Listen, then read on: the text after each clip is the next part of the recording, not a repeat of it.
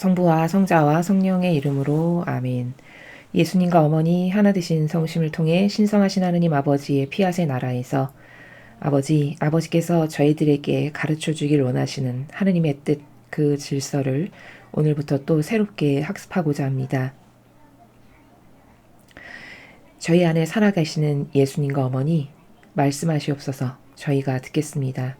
또한 아버지께서 저희들에게 선물로 주시고자 하시는 그 아버지의 뜻, 아름답고 고결하고 그리고 가장 가치로운, 그리고 본래 저희들이 그 질서 안에서 태어났으나 이제는 그 질서에서 벗어나 자신이 누구인지도 깨닫지 못하고 살아가는 가련한 저희들에게 다시 그 질서를 회복할 수 있도록 이끌어주시는 아버지 사랑에 온 천하 만물과 천상 천하의 주민들과 함께 감사드리며 이 기도를 보온드립니다.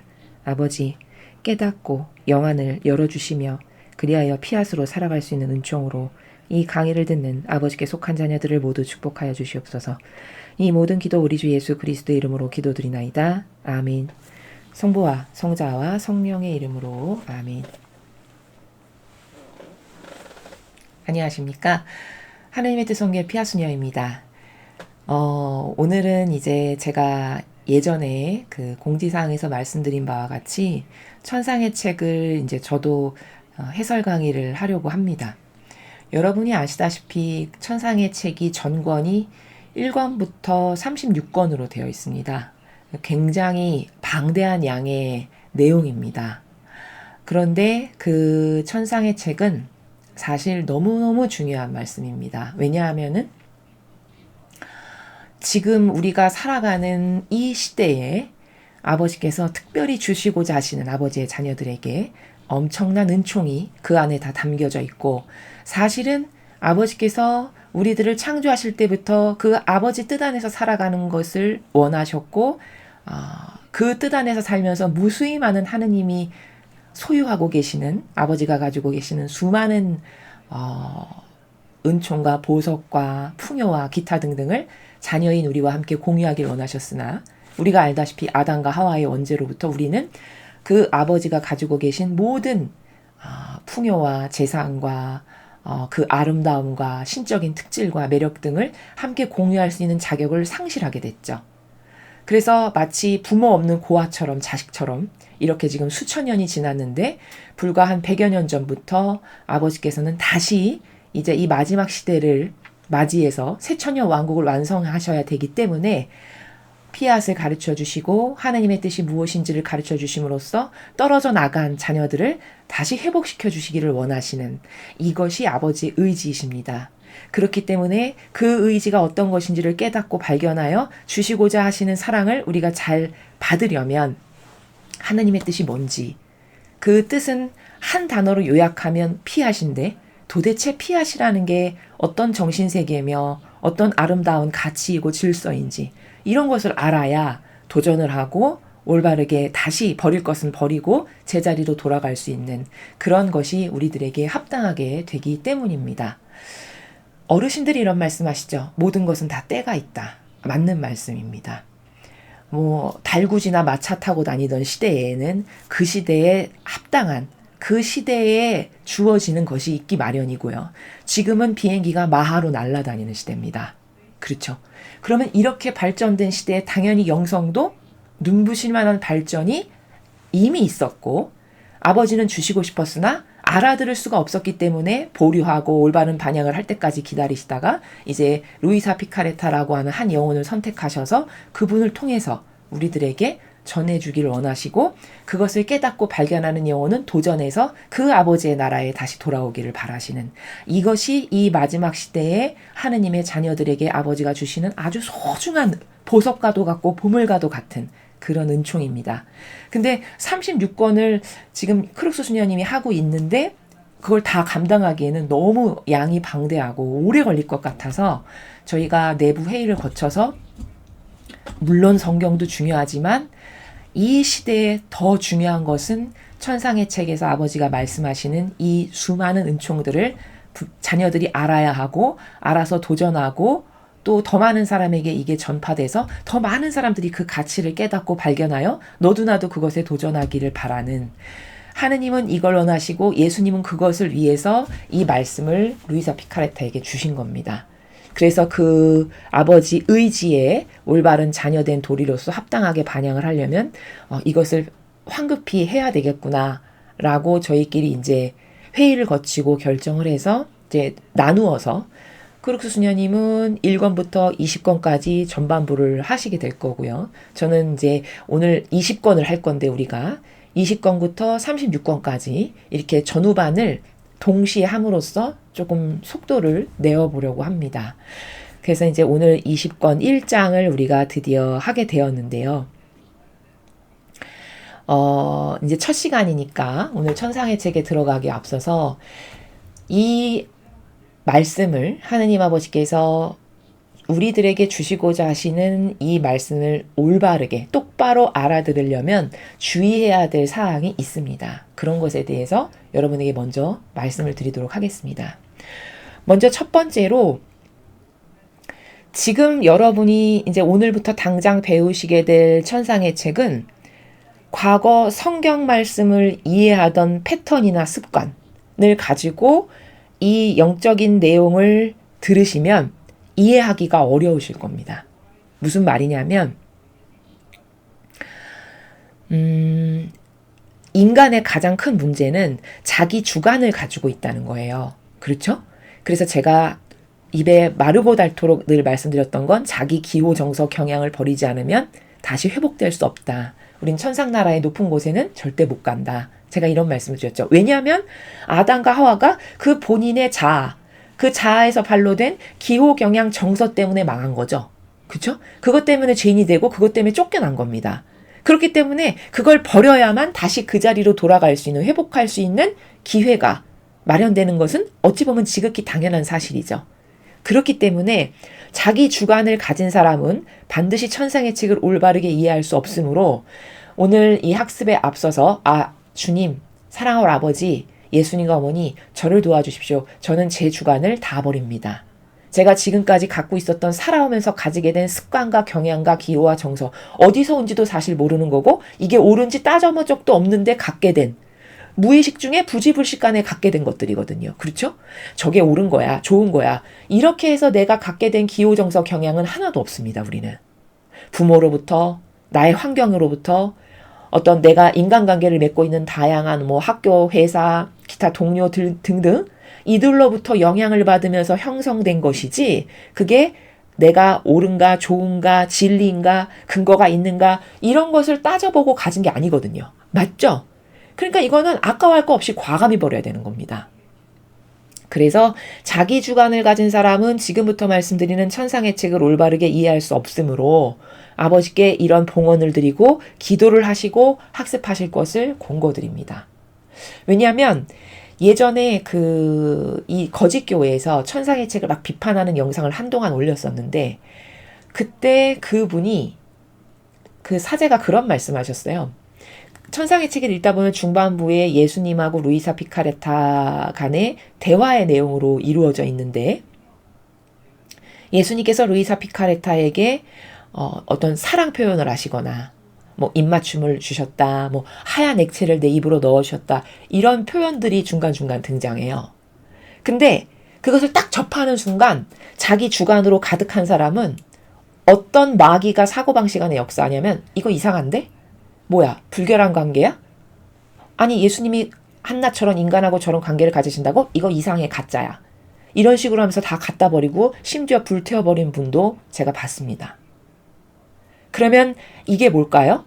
본인이 가지고 있는 기존의 사고방식인 거죠. 그렇죠? 사랑관에 대해서 본인이 갖고 있었던 사고방식.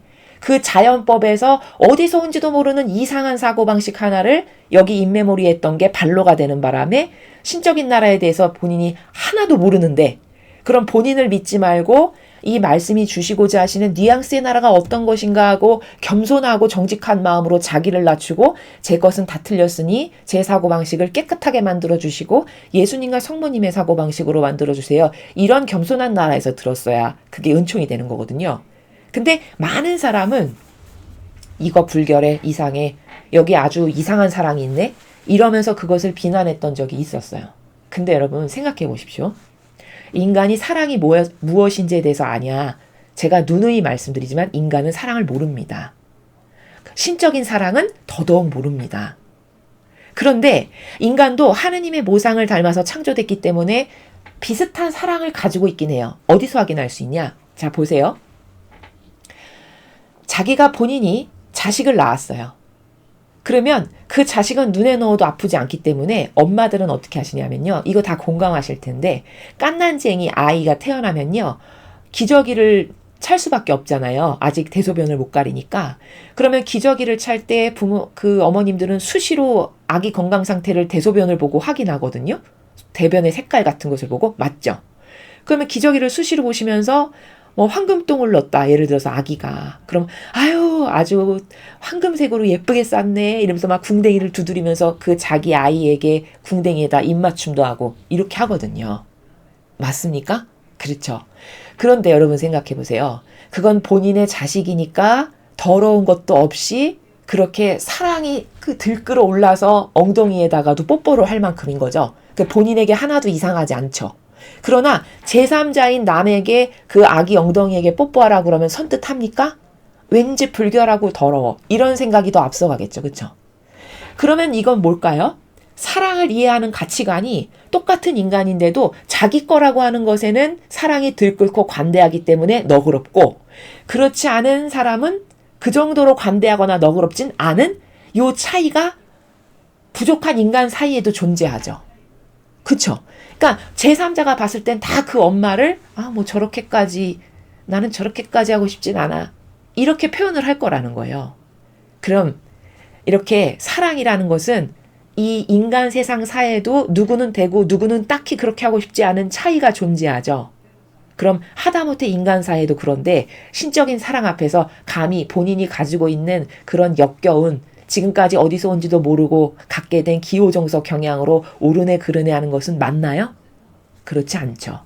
제가 그 차이를 비교해 보시라고 아이의 갓 태어난 갓난아기를 자기 부모는 예뻐 죽겠어서 엉덩이에다가도 뽀뽀를 하지만 남은 그렇게 하지 않는다라는 이 차이가 반드시 존재하는 것처럼 여기에도 차이가 있는데 그 차이를 인정할 수도 없을 만큼 교만하니까 자기 뜻으로 은총을 주시고자 해도 은총을 받을 수도 없을 뿐더러 그 교만이 이 책을 태워버리기까지 하는 이런 악행을 저지르게 인간을 이끈다는 겁니다. 얼마나 무서운 건지 아시겠습니까? 그래서 이런 일례를 말씀드리는 것은 자기 주관이 자기를 패망으로 이끄는 가장 저주받는 길이다. 자기 주관을 가진 사람은 앞으로 천상의 책에서 말씀하시는 나라를 전혀 이해할 수 없다. 자, 이게 첫 번째 학습하기 전에 임해야 될 자세의 첫 번째 조건입니다.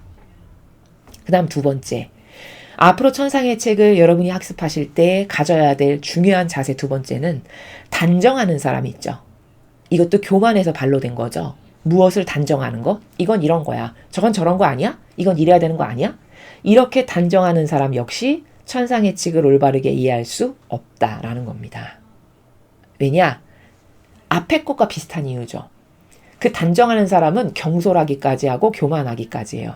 그런데 여러분 지금 천상의 책에서 말씀하시는 아버지가 우리들에게 가르쳐 주시고자 하는 나라는 감히 자연법으로 빗대서 설명을 드리면요. 저기 바다, 대서양 바닷가에 가면은 그 바닷물을 다 담을 수 있는 그릇은 없죠. 인간이 만든 그릇 중에. 그럼 자기가 가지고 있는 그릇은 간장종직인데 그 대서양의 바닷가에 있는 그 바다의 모든 물을 그 간장종제기가 재단하면서 뭐는 되고 안 되고 너는 이게 틀리고 맞고 이렇게 한다면 그게 얼마나 우스운 일일까요? 그렇죠. 마치 그런 것과 같은 겁니다. 그래서 그런 사람은 읽어봤자 분심만 들 거고 이해도 할 수 없다. 그러니까 본인의 그런 기호정석 경향, 자기 주관, 그리고 단정을 버리든가 버리고 학습을 하든가 버릴 자신이 없어. 그러면 이 학습을 하시지 말아야 된다. 라는 겁니다. 왜? 점점점 분심만 더 들고 마귀만 더 끓게 될 테니까요. 이해되셨죠? 여러분이 천상의 책을 학습하기에 앞서서 가지셔야 될 기본 자세는 바로 이러합니다. 자, 그러면 이제 이 두 가지 중요한 부분을 말씀을 드렸고 저희가 왜 성경보다도 이 천상의 책을 지금 급하게 하게 됐는지 그 때마다 주시고자 하시는 아주 중요한 은총을 여러분들에게 빨리 수혈해 드리는 게 저희가 살아가는 아버지의 사명을 받은 자로서 사명을 수행하는 자로서의 그게 올바른 자세고 정신이어서 이걸 서둘러서 하게 됐다라는 것을 말씀을 드립니다. 성경에 이런 부분이 있죠. 제때 양식을 내어주라 라고 하고 주인이 집사에게 부탁하고 떠나죠. 그 제때 양식을 내어줘라 내 양들에게. 그게 바로 지금 이 때에 걸맞게 저희가 천상의 책을 강의하는 것도 바로 아버지 그 말씀에 근거하여 이렇게 서둘러서 이것을 하게 된 이유 중에 하나입니다. 아버지 말씀에 근거해서요. 자, 그런데 제가 과거에 이제 앞으로 천상의 책을 성경을 들으시는 분들이 없기 때문에 이것을 성경은 안 하고 하겠습니다. 이렇게 말씀을 드렸더니 딱 두 분이 그러면 안 됩니다. 라고 댓글을 쓰신 분이 딱 두 분이 계셨어요. 그 중에 한 분은 본인에게 성경을 맨날 손꼽아 기다리는데 안 한다는 건 청천벽력과 같은 말씀입니다. 이런 분이 한 분 계시더라고요. 그래서 또 고민을 했습니다. 어떻게 해야 될까? 이러할 때는. 예수님이라면 어떻게 하셨을까? 근데 예수님이 천상의 책에서 루이사 피카레트에게 이렇게 말씀하세요. 예수님이 오셔서 이토록 많은 희생을 하시고 심지어 처절하게 고통당하시고 그렇게 돌아가시고 이렇게 했는데 현재 인류는 이렇게 악하기만 합니다. 마치 예수님의 고통을 하나도 올바르게 화답하지 못해서 헛수고를 한 것과 같은 그 비통한 심정을 루이사 피카레타가 이야기하니까 예수님이 그때 뭐라고 하셨냐면은 나는 비록 단 한 명이 이 세상에서 구원받기에 예를 들어 뭐 한 명이 타당하다 했어도 나는 이 순환을 했을 것이다. 이렇게 말씀을 하세요. 아, 참 감동이죠. 그래서 그래. 예수님이 단 한 명만 화답을 하고 호응을 해도 목숨을 내놓으셨을 거라고 하셨지. 우리는 무조건 예수님의 정신과 가르침과 모범만을 따르는 사명이므로 2명이나 원하니 성경을 해드려야 되겠구나. 이런 생각이 들어서 제가 스케줄을 조금 조절을 해서 천상의 책을 위주로 하되 중간중간 지난번에 했던 성경에 이어서 드문드문이라도 성경을 좀 하도록 하겠습니다. 그러니까 그 원하시는 두 분이 그 갈증, 영적 갈증이 좀 해소되셨으면 좋겠습니다. 자, 그러면 이제부터 20권 1장의 본문 내용을 제가 먼저 읽고 좀 내용이 어려우니까 굉장히 생소하실 겁니다. 처음 들으시는 분들은 무슨 말인지 전혀 모르실 거예요. 왜냐하면 단어가 형이상학적이고 성경은 굉장히 쉽게 읽히잖아요. 이것은 그렇지 않아요. 그 정도로 고도적인 차원의 정신세계를 우리들에게 가르쳐 주시는 것이고 또 한 번도 들어본 적이 없는 것이기 때문에 익숙치 않아서 그런 거거든요. 그러니까 포기하지 마시고 천천히 만약에 제 말이 좀 빠르다. 그러면 그 배속을 늘리는 게 있고 줄이는 것도 있고 유튜브에 들어가면 그런 게 기능이 있거든요. 그러니까 여러분이 조금 느릿느릿하게 하는 걸로 이렇게 설정해서 들으셔도 되고요. 제 말이 너무 느리다. 그런 분들은 1.5배, 2배속으로 들으셔도 됩니다. 이렇게 조금 조절을 해서 텐션 있게 여러분에 맞게끔 강의를 들으시면 좋겠습니다. 제가 그래도 좀 천천히 말을 하려고 노력을 해보겠고요. 천천히 본문을 읽도록 해보겠습니다. 먼저 지금 1장은 26번까지 본문 내용이 되어 있어요. 근데 26번을 한꺼번에 하면 굉장히 길어질 것 같아서 제가 절반을 잘라서 오늘 이 시간에는 13번까지 하고 다음 시간에 14번부터 26번까지 이렇게 두 차례에 걸쳐서 해보도록 하겠습니다. 자, 그럼 이제 본문을 먼저 읽도록 하겠습니다.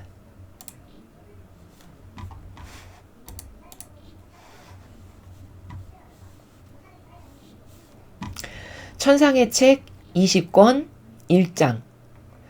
창조된 만물은 각자 자신의 자리가 있고 하느님 뜻을 벗어나면 그 자리를 잃는다. 거룩한 피앗의 나라의 중요성에 대하여.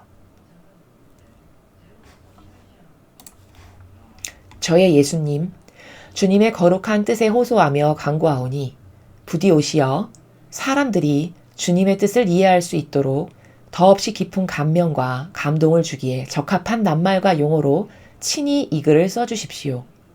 그리하여 지고한 피앗의 나라를 그 지극히 아름다운 색채와 찬란한 빛과 매력적인 특성과 함께 묘사하면서 주님께서 저로 하여금 쓰게 하시는 말씀들 속에 자석처럼 사람들의 마음을 끌어당기는 힘과 강한 능력을 불어넣으시어 아무도 주님의 지극히 거룩하신 뜻의 다스림을 받는 것에 저항하지 못하게 해주십시오.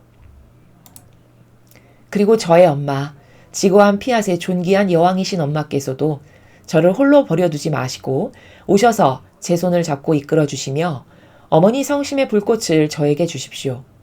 또한 제가 글을 쓰고 있을 때는 어머니의 푸른 망토로 덮어 보호하시어 사랑하올 예수님께서 저에게 원하시는 것은 무엇이든지 다 이룰 수 있게 해주십시오.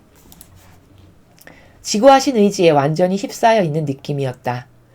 이 의지가 나를 그 자신의 끝없는 비단으로 끌어당겨 창조된 세계의 질서를 보여주셨는데 과연 각각의 조물이 창조주께서 정해주신 자리에 고스란히 남아있었다.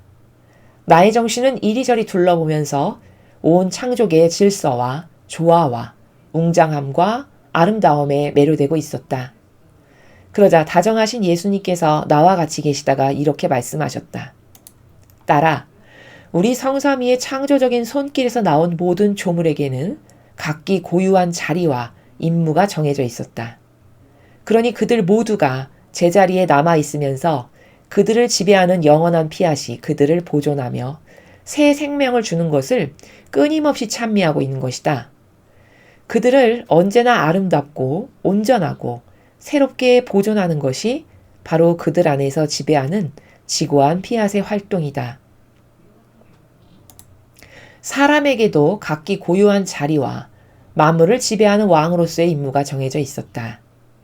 그러나 여기엔 차이가 있었다. 우리가 창조한 다른 모든 피조물은 변화되거나 증감됨 없이 창조된 순간과 똑같이 남아있게 되어 있었지만 사람은 우리의 손에서 나온 모든 작품들을 지배할 최고권을 내 뜻에서 받았다. 내 뜻이 사랑으로 그에게 한층 더 많은 것을 드러내 보이면서 창조주의 모상으로 드높여질 만큼 아름다움과 성덕과 지혜와 풍요 안에 계속 성장할 임무를 주었던 것이다. 그러나 그러기 위해선 사람이 항상 지고한 피앗의 지배와 인도를 받으면서 자기 안에 하느님의 생명을 형성해 주도록 이 피앗의 자유로운 활동 무대를 내주어야 한다. 그래야 그 좋은 것들과 아름다움의 계속적인 성장이 끝없는 행복과 더불어 이루어질 수 있다.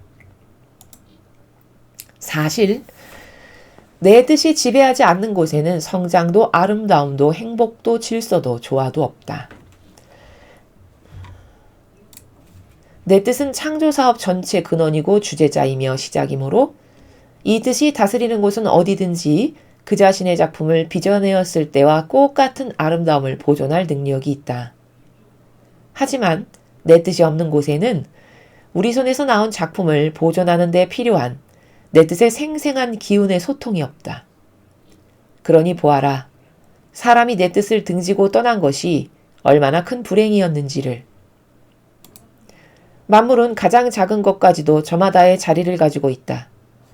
그들은 자신들의 집에 안전하게 있어서 아무도 그들에게 손댈 수 없다고 할 수 있다. 또 그들은 풍부한 재산을 소유하고 있다. 그들 안에 흘러드는 내 뜻이 모든 재산의 원천을 소유하고 있기 때문이다. 반면에 사람은 내 뜻에서 물러감으로써 제자리를 잃고 말았다. 우리의 집을 떠나 여러 위험에 노출된 상태로 있었으니 온갖 것이 그에게 손을 대며 해칠 수 있었다. 물, 불, 바람 따위 자연의 여러 원소들까지 그 힘이 사람보다 우세했는데 그것은 그들이 지극히 높으신 뜻을 소유하고 있는 반면 사람은 불행과 나약과 욕정 외에는 아무것도 주지 못하는 인간의 타락한 뜻을 소유하고 있기 때문이다. 사람은 그렇게 자신의 기원과 자리를 잃은 탓에 질서가 없었고 그 무엇과도 조화를 이루지 못했으며 스스로의 내적인 평화마저 누릴 수 없게 되었다. 그러므로 모든 피조물 가운데에서 유일하게 길 잃고 헤매는 존재. 아무것도 받을 권리가 없는 존재라고 할 수 있다. 그것은 우리가 우리의 뜻 안에서 사는 사람에게만 모든 것을 주기 때문이다. 우리의 뜻 안에서 사는 사람은 우리 집에 있는 우리 가족의 일원이 아니냐. 그런즉 우리의 뜻 안에서 사는 것으로 누리게 되는 관계, 곧 자녀로서의 유대관계로 말미암아 모든 재산에 대한 소유권을 가지게 되는 것이다. 그 반면에 내 뜻의 생명으로 살지 않는 사람은 우리와의 그런 유대 관계를 단칼에 자르듯 끊어버렸으므로 우리는 그를 우리에게 속한 사람으로 간주하지 않는다. 5. 우리의 뜻과 단절되는 것이 무엇을 의미하는지를 안다면, 그것이 얼마나 깊은 구렁으로 굴러 떨어지는 것인지를 안다면 모두가 두려움으로 떨며 영원한 피앗의 나라로 돌아오려고, 그리하여 하느님께서 정해주신 제자리를 도로 찾으려고 서로 경쟁하련마는, 그런데 따라 사람이 그토록 배은망덕하게 내 뜻을 물리친 후에도 내 영원한 선함은 지고한 피앗의 나라를 다시금 주고자 하니, 이것이야말로 내가 인류에게 줄 수 있는 가장 큰 선물이라는 생각이 들지 않느냐? 하지만 그 나라를 주기 위해서는 내가 그것을 형성하며 세우고 내 뜻에 대하여 지금껏 알리지 않았던 것을 알려야 한다. 주님의 말씀이십니다.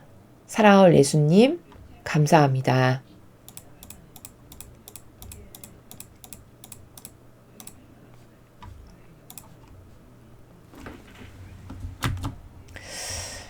예, 어떻게 여러분 좀 귀에 들어오셨는지요? 본문의 내용이 약간 굉장히 생소한 나라다. 처음 듣는 단어들이 많고 형이상학적이다. 이런 생각이 드시죠? 처음 접하면 당연히 그렇습니다. 겁먹지 마시고 오늘 천상의 책을 처음 접하시는 분들도 차분하게 잘 이해가 안 가면 2번 듣고 3번 듣고 이런 식으로 하다 보면 어느 순간에 그 뚫리는 때가 있습니다. 영적인 건 뚫린다고 이야기를 하는데요. 영안이 열리고 귀가 뚫리고 어떤 보는 관점이나 시각이 생기는 지점이 있습니다. 근데 그 사람에 따라 달라요. 그러니까 뭐 좌절을 한다거나 어려서 별로 재미가 없어 이렇게 해서 덮지 마시고 꾸준하게 할 수 있는 은총을 아버지께 청하시면서 여러분이 들으시면 그러면 좋을 것 같습니다. 제가 이렇게 본문에 보면 중간중간에 여기도 지금 빨강색으로 표시된 단어들이 있으시죠? 좀 중요한 것들, 제가 핵심적으로 짚고 넘어갈 것들은 이렇게 색깔을 다르게 표현을 했으니까 여러분이 참조하시면 됩니다.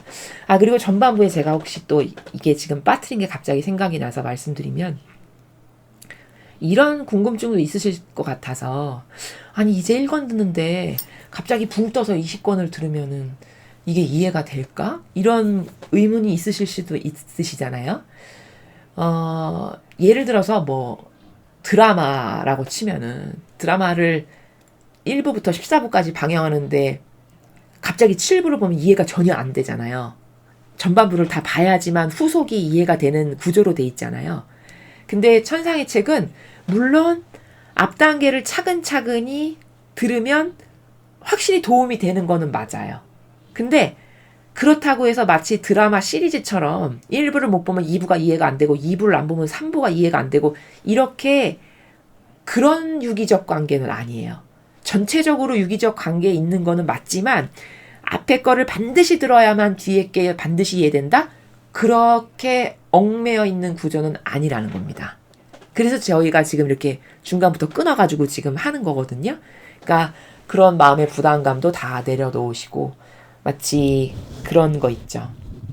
새학년 새학기 3월 첫날이 되면 막 마음이 설레고 기쁘고 오늘부터 단어장 하나, 글씨 하나까지도 열심히 쓰고 절대 졸지 않고 내가 아주 이번 학년에는 열심히 공부해야지 이런 어떤 새 마음이 들잖아요.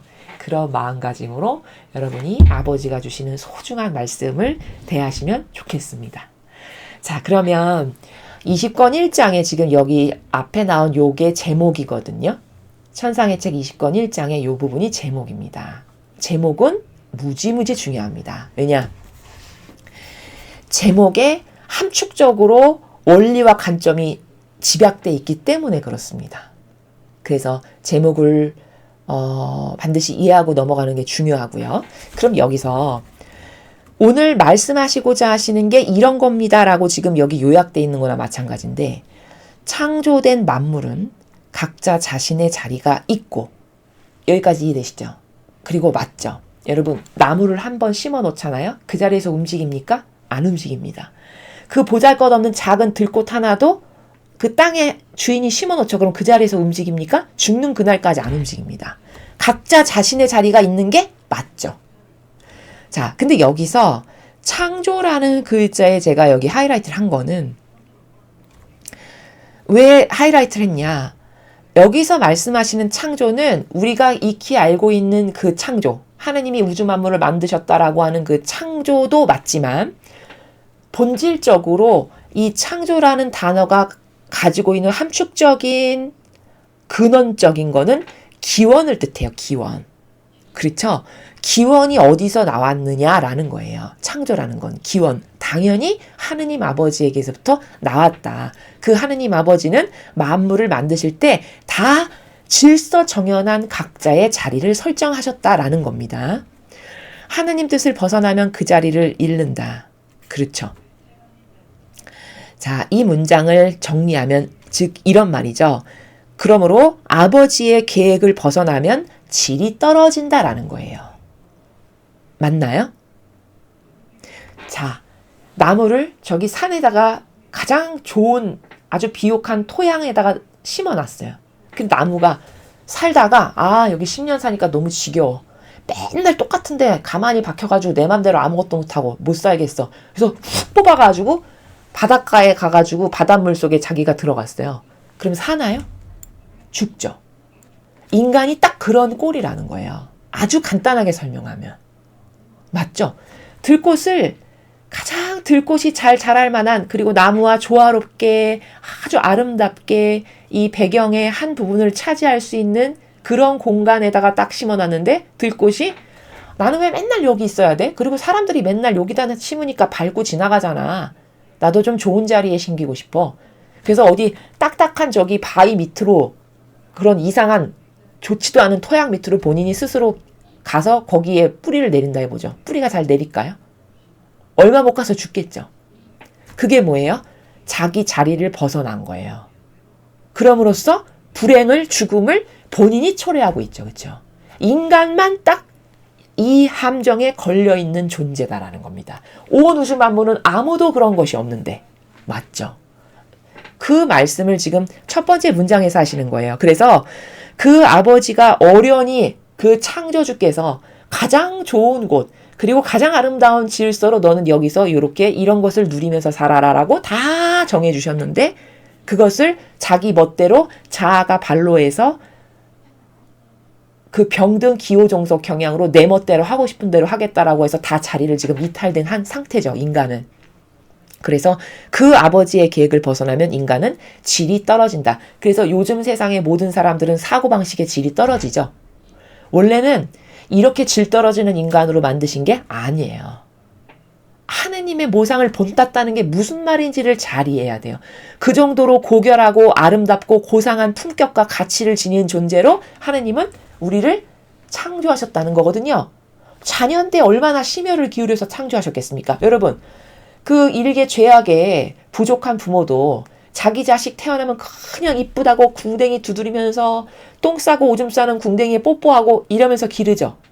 그렇지 않습니까? 그냥 이쁘다고, 눈에 넣어도 안 아프다고 막 그러면서 기르잖아요.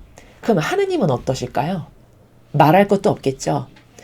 자, 이런 것을 다 망각하고 살아가는 존재예요. 그럼으로써 그 위치를 벗어남으로써 모든 인간은 지금 질 떨어지는 존재로 살아가고 있다.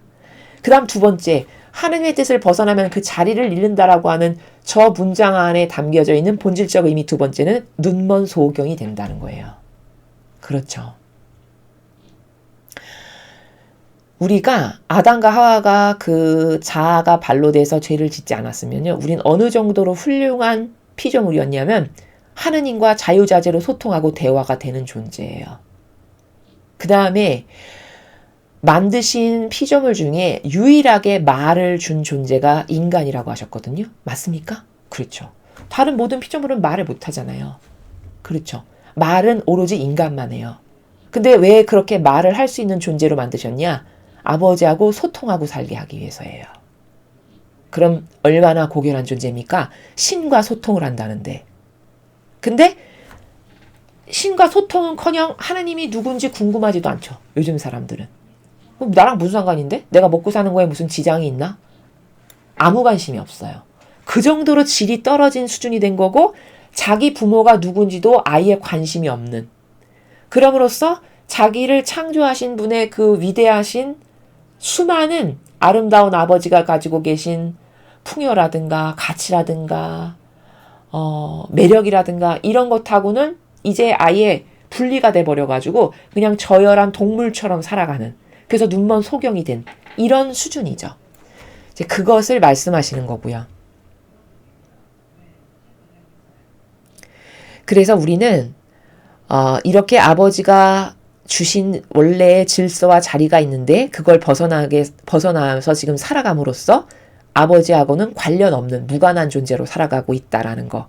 그런데 하느님 아버지가 우리 마음 안에 계시다라는 걸 인정하기만 해도 그때부터 소통의 통로가 열리고 그 다음부터 계속 아버지를 의식하고 사랑을 드리면 조금씩 그 통로가 열리기 시작해요.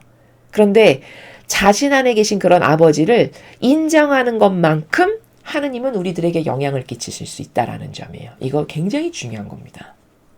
인정하지 않으면 영향을 끼치실 수가 없어요. 이게 메커니즘의 하나입니다. 하느님과 우리와의 관계성에서 중요한 메커니즘 중에 하나가 인정하는 것만큼 영향을 끼치실 수 있다, 나에게. 그러니까 내가 아버지를 인정하고 극진히 사랑을 해.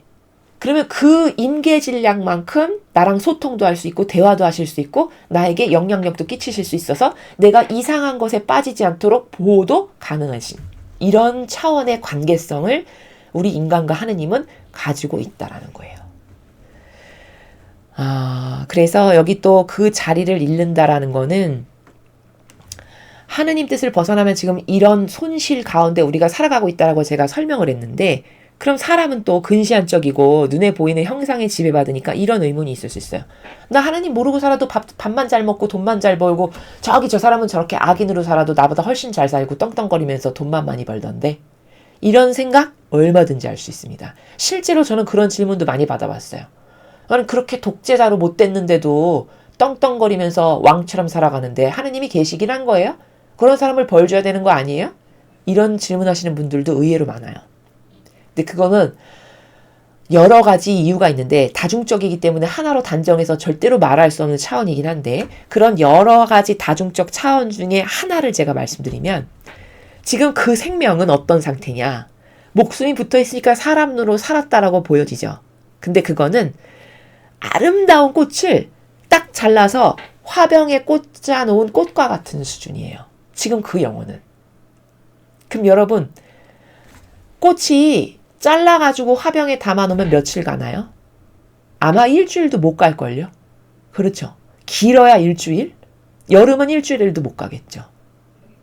그러면 한시적인 거죠, 그 생명은. 즉, 다시 말하면 정리하면 뭐냐. 하느님하고 관련 없이 살잖아요. 즉, 하느님의 뜻을 벗어나서 살죠.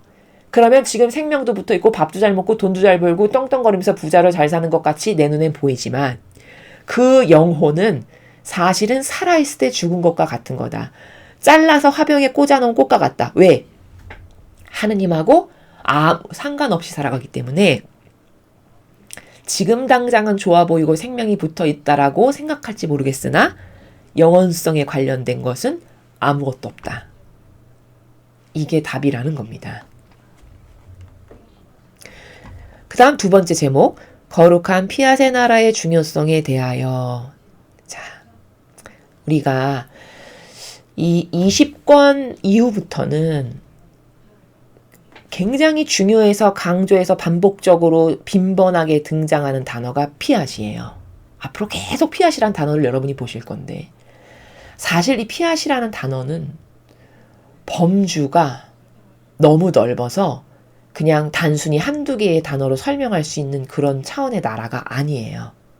그러나 이 미소한 존재가 이 작은 머리로 우리가 깨달은 그 한정적인 것을 그나마 조금 표현해 보면, 피앗이라는 거는 있어야 할 그 자리에서 한 번도 떠난 적이 없는 절대적 속성을 피하시라고 해요.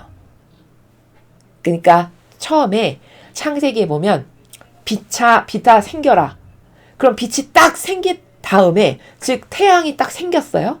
그런 다음에 태양이 그 자리를 유지하면서 계속 일정한 빛을 이 지구에 쏟아주고 있죠. 그 이후로 빛을 자기 멋대로 줄이거나 나 오늘은 쉬어야 되겠어 안 해버리거나 이런 적이 있나요? 그런 게 없죠. 항상 그 자리에 줄지도 않고, 그리고 지속적으로 항구하게 지금 수천 년이 지났는데 계속 빛살을 내려주고 있어요. 이게 피앗의 절대적 속성이에요. 온 우주 만물은 이렇게 지속적이고 항구한 속성을 다 가지고 있어요. 바다의 물도 보세요, 여러분. 바닷물이 가끔씩 하느님이 징벌을 하시기 위해서 쓰나미를 일으키시긴 해도 그 바닷물의 수위가 유효적절하게 항상 어떤 일정한 범주를 유지하면서 바닷물의 수위가 조절돼요. 참 신기하지 않나요? 아무도 사람이 거기 뭔가를 액션을 취하지 않았는데도 항상 그 수위가 자동적으로 항상성을 유지한다는 거예요. 그리고 그 자리에 항상 지속적으로 계속 있죠. 이게 지속적이고 항구한, 그 자리에 그대로 있어야 되는 바로 피앗의 정신이에요. 그러니까 천지창조 때 비사 생겨라, 궁창아 갈라져라, 이렇게 그 말씀이 피앗이거든요. 피앗으로 생겨났다라고 하죠. 그렇게 명령을 받으면 그 명령을 받은 그 순간부터 그 모든 피조물들은 그 자리에 지속적이고 항구하게 계속 자기의 역할을 하고 있다라는 거예요. 그럼 인간을 생각해 보세요. 인간은 그런가요? 절대 그렇지가 않죠. 그래서 그 상실하고 잃어버린 피앗을 다시 회복시키고자 하시기 위해서 아버지께서 예수님이 루이사 피카레타를 통해서 우리에게 그 하느님의 뜻의 나라가 어떤 건지, 그 뜻의 나라의 정수인 피앗이라고 하는 정신세계, 추구할 가치, 그 나라의 고결하고 거룩한 속성은 뭔지를 우리가 이제 하나하나 배우게 된다라는 거죠. 배우고 우리는 그것이 무엇인지를 깨닫고 잘못된 내 걸 버리고 다시 글로 되돌아가는, 지금 이 과정을 하기 위해서 우리가 학습을 하고 있다라는 겁니다. 자, 그럼 이제 제목을 이렇게 이해할 수 있고요. 본문을 보겠습니다. 저의 예수님, 지금 루이사 피카레타와 예수님과의 담화로 천상의 책은 처음부터 끝까지 되어 있습니다. 처음 보시는 분들을 위해서 말씀을 드려요. 지금 저의 예수님은 예수님에게 루이사 피카레타가 이야기하고 또 그런 말씀하시면 듣고, 요런 담화 형식이에요. 저희 예수님, 주님의 거룩한 뜻에 호소하며 간구하오니 부디 오시어 사람들이 주님의 뜻을 이해할 수 있도록 더없이 깊은 감명과 감동을 주기에 적합한 낱말과 용어로 친히 이 글을 써주십시오. 자, 지금 이 글을 써주십시오 하죠. 자기가 쓰고 있는데 써주십시오 말씀드리고 있어요. 무슨 나라일까요? 그러니까 이런 거예요. 지금 이 영혼은 어떤 메커니즘이 구현된 상태냐면 예수님과의 관계성에서 자신 안에 예수님이 계세요. 그리고 그걸 아예 인지하고 있어요. 그리고 자기는 그냥 인성을 빌려드릴 뿐이고 자신 안에서 예수님이 글을 쓰십시오. 저는 충직한 도구로서 그저 예수님이 쓰시면 그것을 씁니다. 이 메커니즘으로 살아가는 분이니까 이 글을 써주십시오 하는 거예요. 인성에 자기가 쓰고 있지만 실제적으로 쓰시는 분은 예수님이라는 거죠. 이해가 되시죠? 그리하여 지고한 피앗의 나라를 그 지극히 아름다운 색채와 찬란한 빛과 매력적인 특성과 함께 묘사하면서 이 표현을 보세요. 이 표현이 아주 매력적이죠. 표현이. 주님께서 저로 하여금 쓰게 하시는 말씀들 속에 자석처럼 사람들의 마음을 끌어당기는 힘과 강한 능력을 불어넣으시어 아무도 주님의 지극히 거룩하신 뜻에 다스림을 받는 것에 저항하지 못하게 해주십시오. 여기 아까 제가 감탄했던 거 지극히 아름다운 색채와 찬란한 빛과 매력적인 특성 이렇게 표현해요. 근데 여기 지극하다라는 형용사가 가지고 있는 차원의 나라는 뭐냐면 아름다움이 한도 끝도 없는 세계를 지극하다라고 한 거예요. 그래서 우리는 아버지를 보통 아버지에 대해서 표현할 때, 하느님 아버지에 대해서 표현할 때 지고하신 이렇게 말하죠. 그 지고하다라는 게 뭐냐면 끝을 가늠할 수가 없는 이런 거거든요. 여기도 마찬가지로 지극히 아름답다라는 건 인간이 뭐 좋다, 예쁘다, 아름답다 이런 건 다 한시적이고 지극히 굉장히 좁은 세계예요. 사실 간장종지보다도 작은. 근데 아버지가 펼치시는 세계는 이 모든 만물을 창조하신 주인이시다 보니까 그 아름다움의 근원이시고 그 아름다움의 주제자이시며, 그쵸? 그리고 그것의 창조주이시기 때문에 그 끝이, 그 아름다움의 끝을 감히 가늠할 수 없는 그런 나라를 지금 여기서 지극히 아름다운 이렇게 표현한 겁니다. 그 다음에 이제 예수님께서 이 글을 친히 써주셔서 이 글을 접하는 영혼들이 이 매력에 아주 강력하게 이끌려서 아버지가 가르쳐 주시고자 하시는 이 말씀에 감화되도록 인도해 주십시오. 지금 이런 말씀을 하고 계신 거죠. 그래서 여기 끝에 저항하지 못하게, 그 인간이 아버지의 뜻을 이렇게 접했을 때 그가 저항하지 못하게 해주십시오. 이 말은 그 인간이 가지고 있는 자신의 인간적 한계를 극복하고 이 아버지 말씀에 매료되어 들을 수 있도록 영혼들을 인도해 주십시오. 이런 지금 의지로 이 말씀을 드리고 있습니다. 그리고 저의 엄마, 성모님을 말씀하시는 거죠. 지고한 피아세의 존귀한 여왕이신 엄마께서도 저를 홀로 버려두지 마시고 오셔서 제 손을 잡고 이끌어 주시며 어머니 성심의 불꽃을 저에게 주십시오. 지금 이것도 본인이 무엇을 혼자 하는 것이 아니라 어머니가 저를 인도해 주세요. 왜냐면 사실 인간으로서 유일하게 피앗을 완성하신 유일무이한 존재는 성모님이시거든요. 맞죠? 그러니 피앗의 주인공이나 마찬가지세요. 그럼 그 피앗을 완성하신 분이고 최초의 인간으로서 유일무이하게 그 피앗이라는 정신세계를 구현하신 분이니까 어머니한테 여쭤보면 다 알 수 있을 거 아니겠어요. 피앗이 어떤 나라인지. 지금 그 나라예요. 그 피앗의 주인공이고 주체신이 저를 이끌어 주셔서 어머니가 완성하신 그 피앗의 나라가 얼마나 아름다운 세계인지 제가 잘 기록할 수 있도록 어머니 저를 이끌어 주십시오. 이런 나라죠. 또한 제가 글을 쓰고 있을 때는 어머니의 푸른 망토로 덮어 보호하시어 사랑할 예수님께서 저에게 원하시는 것은 무엇이든지 다 이룰 수 있게 해주십시오.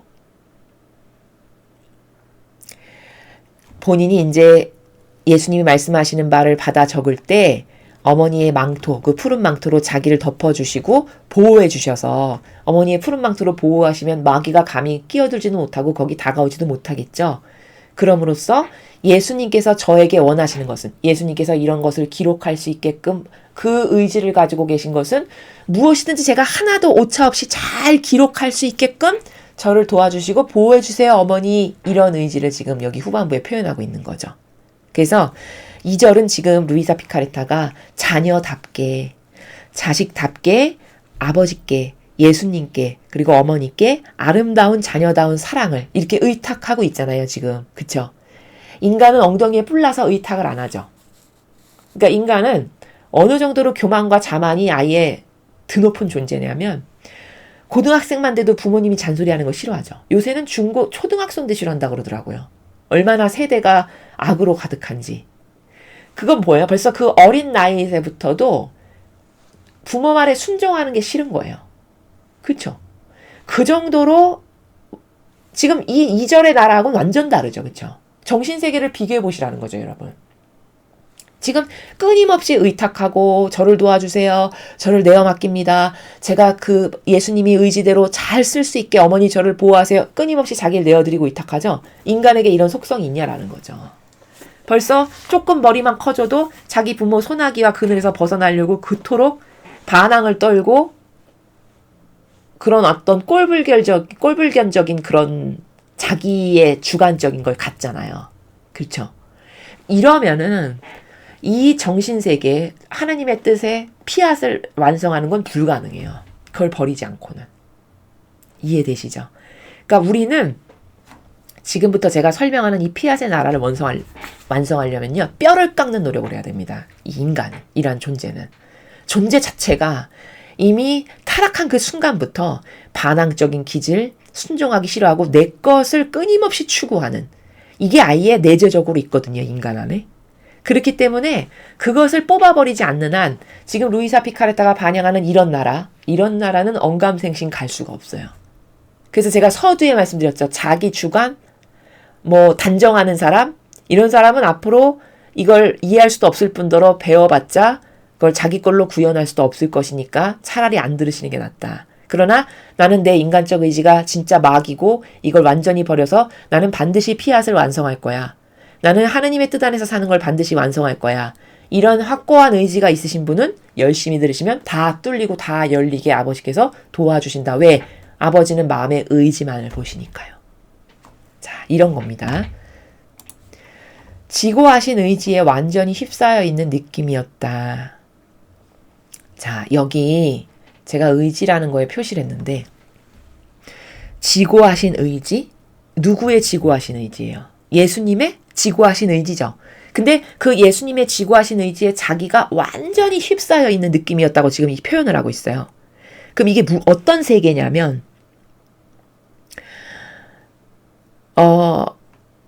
즉 예수님께서 어떤 의지를 가지고 자신에게 다가오시는지를 벌써 느끼는 거예요. 이 영혼의 영감이 이렇게. 왜냐면 긴밀하게 지금 하나 되어서 지낸 지가 지금 20권쯤 되면 꽤 된 상태거든요. 그렇기 때문에 이미 예수님이 어떤 의지를 딱 가지시죠. 그러면 루이사 피카레타도 하나된 존재니까 아, 예수님이 나에 대해서 어떤 의지를 갖고 계신다라는 걸 같이 느껴요. 이해되십니까? 그러니까 이런 거예요. 조금 저급하지만 인간적인 비유를 하면 우리가 왜 친한 사람은 어떤 텔레파시가 느껴 이런 거 이야기하죠. 자연법에서도. 아, 나 뭐 먹고 싶었는데 뭘 사왔어. 내가 먹고 싶어 하는 걸. 그럼 우리 텔레파시 통했네? 이런 말 하잖아요. 마치 그건 굉장히 저급한 버전인데 그것에 한 1000배 되는 상향된 버전? 그게 지고하신 의지에 완전히 휩싸이는 느낌이었다가 그 나라예요. 그러니까 이제 하나 되어서 살기 때문에 이 영혼은 루이사 피카레타는 예수님이 어떤 것을 하시고자 하시는 의지를 갖고 다가오시면 벌써 느끼는 거예요. 이해되시죠? 그 나라입니다. 그리고 지금 이 의지라는 단어가 여기 지금 등장했기 때문에 약간 개념을 설명하면 인간은 뜻과 의지를 동의어로 여기죠. 비슷한 말 같으시죠, 여러분? 근데 여기 영적인 세계에서는 뜻과 의지는 동의어가 아니에요. 그럼 어떻게 다른 거냐? 뜻 그러면 굉장히 포괄적인 범주의 단어예요. 근데 의지 그러면 그 뜻보다는 범주가 작은 거예요. 더 쉽게 표현하면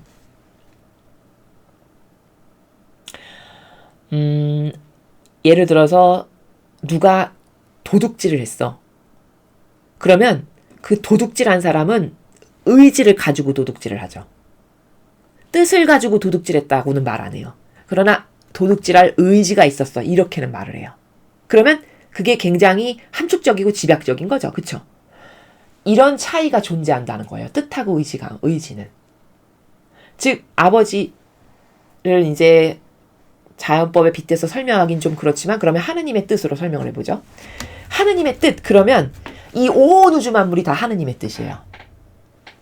이 뭐 꽃도 나무도 자연물도 이 모든 것도 하느님의 뜻이라고 하는 범주 안에 있어요. 그러니까 엄청 넓은 거죠. 근데 아버지의 의지 그러면 아버지가 저 영혼에 대해서 어떻게 하고 싶다라고 하시는 가지고 계시는 그 의지 집약되고 범주가 함축적이죠. 요런 차이라는 거예요. 자, 그 차이를 조금 여기서 아시면 되고요. 그래서 이 의지라는 단어도 또 지금은 이제 범주에 대해서 설명한 거고 또 의지도 좋은 게 있고 나쁜 게 있어요. 무슨 말이냐? 아버지의 뜻 안에서는 저 의지가 좋은 단어인데 아버지의 뜻 밖, 즉 인간의 뜻 안에서는 저 의지가 나쁜 거예요. 이해되시나요? 그러니까 내가 아버지의 뜻 안에 완전히 하나 된 상태에서 어떤 의지를 갖고 있어요. 그러면 그 의지는 다 긍정적이고 좋은 거예요. 왜냐면 내가 아버지 뜻 안에 하나 된 상태니까. 근데 내가 아버지 뜻을 벗어나서 내 뜻대로 멋대로 막 살고 있는데 어떤 의지를 갖고 있어. 그럼 그 의지는 나쁜 거라는 거예요. 이해되시죠? 자, 요렇게 두 가지로 이원론으로 생각할 수 있어야 되고 그 다음에 이제 범주적인 차원에서 의지와 뜻 것과의 어떤 관계성, 요것을 지금 이 부분에서 설명을 했습니다. 이 의지가 나를 그 자신의 끝없는 비단으로 끌어당겨 창조된 세계의 질서를 보여주셨는데 과연 각각의 조물이 창조주께서 정해주신 자리에 고스란히 남아있었다. 본인이 예수님이 보여주신 거예요. 그랬더니 모든 것이 질서정연하게 너무 아름답게 그 자리에 있다라는 거죠. 나의 정신은 이리저리 둘러보면서 온 창조계의 질서와 조화와 웅장함과 아름다움에 매료되고 있었다. 그러자 다정하신 예수님께서 나와 같이 계시다가 이렇게 말씀하셨다. 여기 지금 나와 같이 계시다가 이야기하잖아요. 그래서 제가 아까 말씀드렸죠. 예수님하고 지금 함께 살아가고 있는 상태다. 이 영혼은. 겉은 자신의 인성이 있지만 속은 예수님과 함께 계시기 때문에 자기와 함께 계시는 예수님 글을 써주세요. 그럼 저는 단순히 받아 적는 매개체입니다. 이런 메커니즘이 이미 구현되어 있는 상태다라고 제가 좀 전에 설명했죠. 지금 그런 상태예요. 그러니까 나와 같이 계시다가 이렇게 이야기하는 거죠. 그러면서 예수님이 이제 말씀을 하시는 거예요. 어떻게 말씀하시냐. 따라 우리 성삼위의 창조적인 손길에서 나온 모든 조물에게는 각기 고유한 자리와 임무가 정해져 있었다. 자, 창조적인 손길에서 나왔다. 라고 말씀하셨어요. 그러니까 여기 창조적인 손길이라는 거는 하느님하고 인간이 만나잖아요. 그럼 새로운 것이 도출되는 것을 창조적인 손길이라고 하는 거예요. 그러니까 무슨 말이냐. 내가 자식이 있는데 예를 들어서 추억을 쌓고 싶어. 좋은 추억을. 그러면 뭐 캠핑을 가고 싶다. 예를 들어서. 그러면 캠핑 계획을 세우는데 내 자녀가 막 이런저런 뭐 소품을 준비하고 아기자기하게 짐을 같이 싸면서 그렇게 해서 캠핑을 함께 가서 거기서 맛있는 것도 만들어 먹고 옹기종기 막 모여 앉아서 이런 추억을 나누고 뭐 이런 기타 일련의 그런 활동들. 그게 엄마와 자식이 함께 하는 거죠. 그러면서 아름다운 추억이 창조되죠. 마치 이런 것과 같은 거예요. 그것을 여기서 창조적인 손길이라고 표현하신 거예요. 그 하느님과 인간이 만나서, 즉 우리 인간이 아버지 뜻에 올바르게 반영하고 순응함으로써 새로운 아름다운 다양한 것들이 창조되는 것을 여기서 창조적인 손길 이렇게 표현한 겁니다. 그 나라. 자, 그렇게 해서 만들어진 모든 것에 각자 고유한 자리 임무가 있었다라는 거예요. 그러니 그들 모두가 제자리에 남아있으면서 그들을 지배하는 영원한 피앗이 그들을 보존하며 새 생명을 주는 것을 끊임없이 찬미하고 있는 것이다. 자, 여기 영원한 피앗이라고 하죠.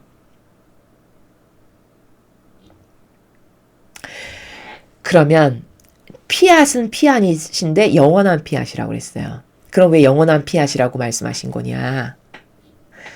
피앗에만 영원한 것이 있어요. 왜냐?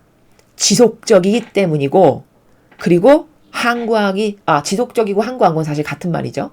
지속적이기 때문인데 아까 제가 예를 들었던 것처럼 태양을 보면 지속적으로 수천 년 지났는데 그 자리에서 계속 빛을 주고 있어요. 그쵸? 바다도 마찬가지예요. 맞습니까? 공기도 마찬가지죠. 창조된 이래로 우리가 지금 숨 못 쉬어서 단절된 상태로 숨을 못 쉰 적이 없고 그 공기의 어떤 성분의 조성의 분포가 비교적 항고하게 유지되고 있잖아요. 그럼 이게 다 뭐예요? 지속적이죠. 그렇죠? 그래서 영원한 피앗이라는 거예요. 변덕스럽지 않고 계속적으로 자신의 역할을 해내고 있는 그 자원의 원동력을 하느님이 주시는데 그것이 영원한 피앗이다라고 말씀하시는 거라는 거죠. 그래서 피앗에만 영원한 것이 있다. 그래서 서두에 피앗은 한번 창조됐으면 그 제자리에서 벗어나지 않고 이탈하지 않는 것을 피앗이라고 한다. 서두에 말씀을 드렸죠. 자, 영원한 걸 지금 입증했습니다. 우리 자연물을 보면서. 그들을 보존하면서 새 생명을 끊임없이 찬미하고 있다.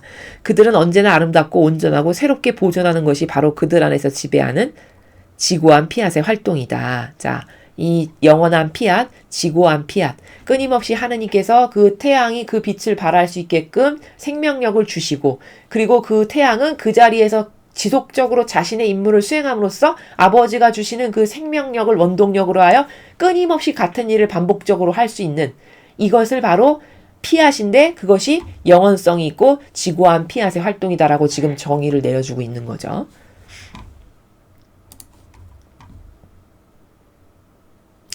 사람에게도 각기 고유한 자리와 만물을 지배하는 왕으로서의 임무가 정해져 있었다. 처음에 우리를 창조하셨을 때 왕으로서 창조하셨다는 거예요. 그러니까 아버지가 왕이시죠. 여기서의 왕은 어떤 의미냐면요. 하느님께서 왕이시잖아요. 근데 하느님의 모상을 닮은 자녀로 창조됐으니까 사실은 왕자요, 여자면 공주로 태어난 거예요. 그래서 아버지의 왕권을 이어받아서 이 만물을 다스리는 자, 그 다스리는 자로서 우리를 창조하셨다라는 거예요. 그래서 왕으로서의 임무라고 표현하신 거예요. 내가 이 모든 우주 만물을 만들었으니 네가 한번 이것들을 잘 다스려 보거라. 이렇게 창조하셨다는 거죠, 우리를. 이게 바로 인간의 본연의 위치라는 거예요. 원래 우리의 위치. 아버지 뜻 안에서는 원래 이런 사람으로 창조되었다라는 거죠. 이래서 왕이고 왕자이고 공주라고 제가 말씀을 드린 거예요. 자, 그런데 우리가 여기 임무가 정해져 있었다. 그러나 여기엔 차이가 있었다. 우리가 창조한 다른 모든 피조물은 변화되거나 증감됨 없이 창조된 순간과 똑같이 남아있게 되어 있었지만 태양이 그렇고 바다가 그렇죠. 그렇죠? 똑같이. 그런데 사람은 우리 손에서 나온 모든 작품들을 지배할 최고권을 내 뜻에서 받았다. 자, 지배하고 다스리라는 거죠? 지배할 최고권이라는 거는 내 뜻이 사랑으로 그에게 한층 더 많은 것을 드러내 보이면서 창조주의 모상으로 드높여질 만큼 아름다움과 성덕과 지혜와 풍요 안에 계속 성장할 인물을 주었던 것이다. 자, 그렇게 만물을 다스리면서 또 아버지를 닮은 자녀로서 그 아버지와 끊어지지 않았다면 하나님께서 가지고 계시는 것을 공유함으로써 그럼 아버지는 지혜요, 모든 성덕이요, 아름다움이요, 풍요의 원천이시니까 우리에게도 그걸 나누어 주실 수 있었겠죠. 그렇죠? 이렇게 계속 성장할 인물을 주었다라는 거죠. 원래 우리는.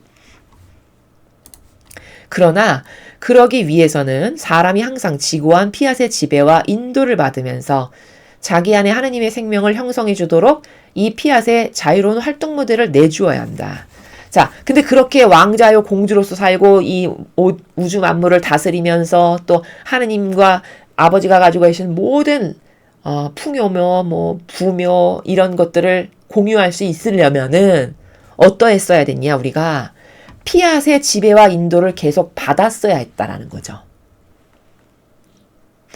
그래서 여기 지배라는 거는 어떤 뜻이냐면 지고한 피앗에 여기 지배를 받았어야 됐다고 말씀하시는데 자기 뜻을 버리고 하느님의 뜻 그 피앗의 지배를 받았어야 했다라는 뜻이에요. 즉 이 지배는 네가 피앗을 끊임없이 지속적으로 원했어야 했다라는 거고요. 그 다음에 인도를 받는다는 거는 인도한다라는 건 데려갈 때가 있다라는 거죠. 아버지가 우리를. 그 피앗을 통해서 우리를 더 아름답고 더 고결한 가치, 더 매력적인 존재로 인도할 나라가 있었다라는 거예요. 뉘앙스가 그쵸? 그것을 주고 싶었고 네가 그것을 항구하게 원했어야 했다라는 거죠. 피앗을. 자, 그렇게 하면서 우리들 안에 하느님의 생명을 형성해 주도록 피앗의 자유로운 활동 모델을 내주어야 한다. 자, 이건 무슨 뜻이냐면 자유로운 활동 모델을 내줘야 된다는 건 이 말이에요.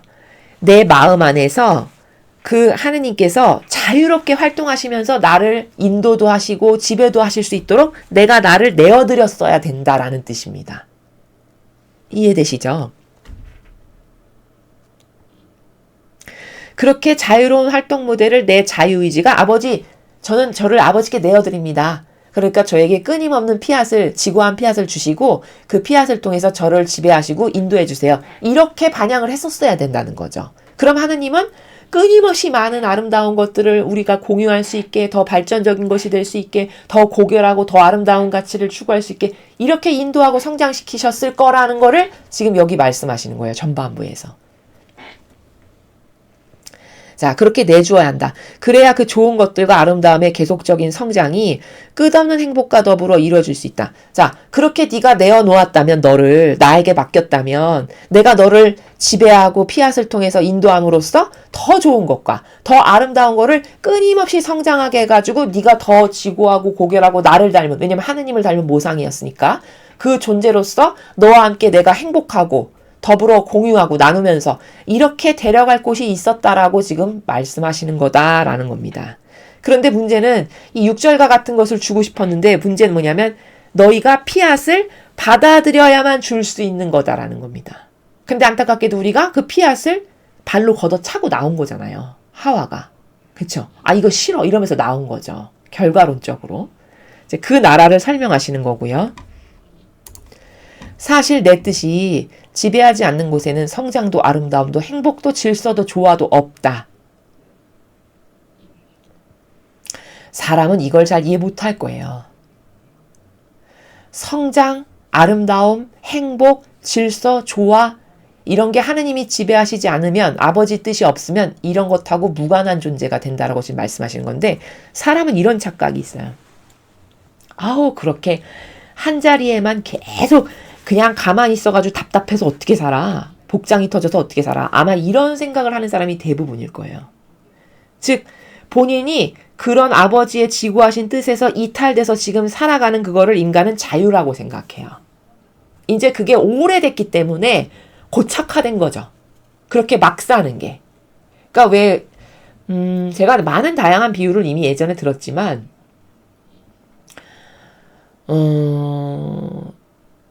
예를 들어서 씻지도 않고 더럽게 집안도 정리하지 않고 막 더럽게 사는 어떤 사람을 우리가 본다고 해보죠. 여러분은 그 사람을 보면 어떤 생각이 드세요? 왜 저러고 살지? 아니 몸 좀만 움직여가지고 좀 치우고 좀 닦고 살지. 아우 저러고 잠이 오나? 이렇게 생각하죠. 정상적인 사람이면. 근데요 그 사람은 그게 편해요. 맞습니까? 그럼 이 차이가 있죠. 우리 사이에도.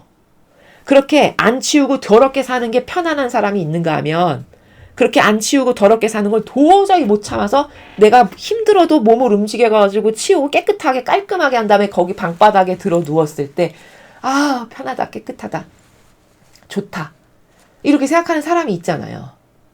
그러면 이건 무슨 차이예요? 사고방식의 차이죠. 가치관의 차이예요. 마찬가지라는 거예요. 그리고 이 피앗을 여러분이 이해할 때 제가 지금 설명을 나무나 뭐 꽃에 비유하다 보니까 그 자리에 가만히 있으면서 자기의 아름다움과 매력을 뽐내고 있다라고 아까 설명했는데 그러면 또 형상적 인간은 나도 그 나무나 꽃처럼 이렇게 하루 종일 가만히 있어야만 되는 것을 피앗으로 생각해요. 그런 어떤 유물론적인 나라를 말씀드리는 게 아니에요. 우리들에게 피앗이라는 거는 아버지가 주신 질서. 그 질서에 가장 이해가 잘 되려면 10개의 계명. 그것을 만약에 지키고 산다. 그러면 아버지 뜻 안에 1차원적인 아버지 뜻 안에서 사는 거예요. 이해되십니까? 그게 피앗의 나라예요. 근데 그게 힘든가요? 힘든 건 본인의 오해인데 어떤 오해가 있는 거냐? 안 치우고 더럽게 사는 사람이 자기 지금 그 상태가 편안하다고 생각하는 오해와 똑같은 거라는 거죠. 이해되시죠? 이제 이런 거기 때문에 아 이건 답답해 왠지 강압하는 느낌이야 불편해 이거는 아 내가 지금 그렇게 더러운 사람이 자기 몸도 안 닦고 안 치우고 사는데 그게 편안하다고 여기는 것과 똑같은 상태니까 나는 정상이 아니구나 이렇게 본인을 인정하지 않아야 된다는 겁니다. 자 이런 차이를 잘 이해하셔야 되고요. 그래서 하느님의 뜻을 그렇게 강압적인 걸로 생각하면 거기 무슨 성장, 아름다운, 행복, 질서? 나는 그런 거 없어도 지금 행복하고 아름답고 편안하고 조화도 잘 이루고 잘 사는데 이렇게 생각하기 쉽다는 거죠. 근데 그것은 그런 오해 때문이라는 거고 자 그래서 결론적으로 말을 하면 먼저 자신의 뜻을 버려야 돼요. 그리고 내가 하느님과 하나 되지 않았는데 어떤 하느님이 나에게 뭘 하시거나 수행하시거나 뭘 주실 수는 없어요.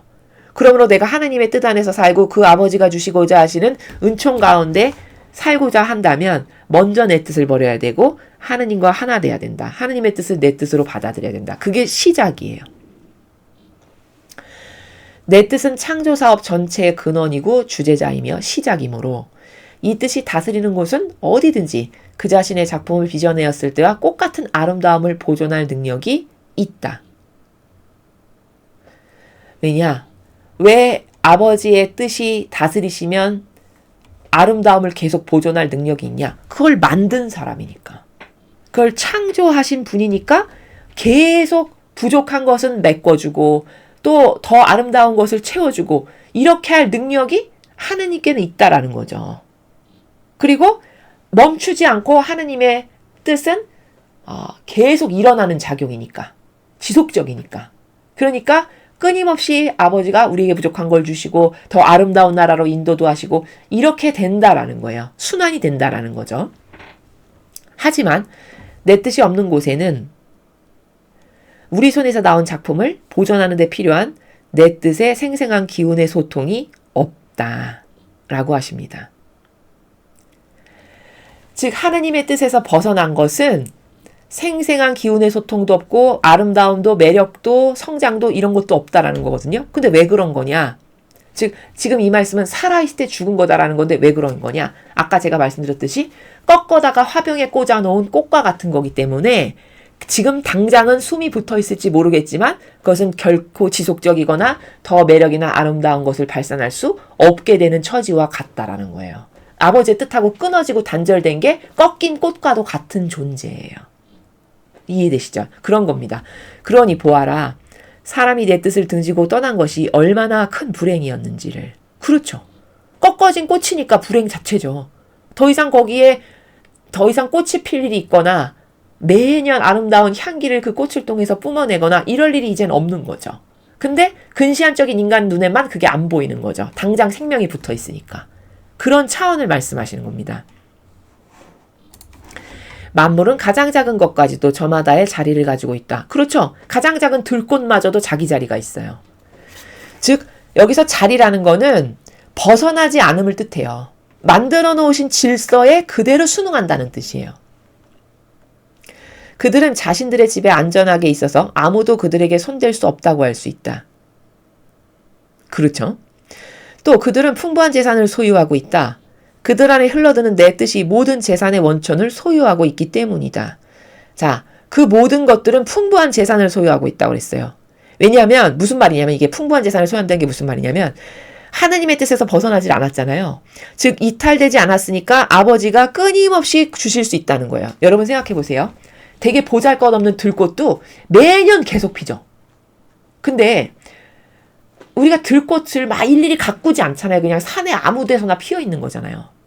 그러면 가꾸는 사람 없고 물 하나 주는 이 없는데도 죽지 않고 매년 계속 펴요. 그건 왜 그러냐? 섭리가 왜 그런 거냐? 원리가 하느님이 그걸 돌보시기 때문이에요. 왜? 아버지 뜻 안에 그가 있으니까 그 들꽃이.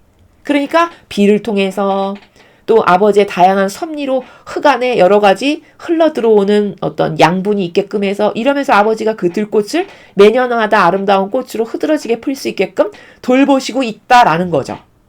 그리고 돌보실 수 있다라는 거죠. 왜? 아버지 질서 안에 그 꽃이 가만히 순응하고 반향을 잘하고 있으니까.